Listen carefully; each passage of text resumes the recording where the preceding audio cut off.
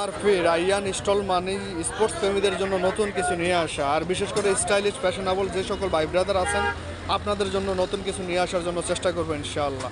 যেবার যারা আমার এই ভিডিওটা দেখতেছেন আপনাদের সবাইকে আমার এই স্টলে আসার জন্য আমন্ত্রণ জানাইতেছি।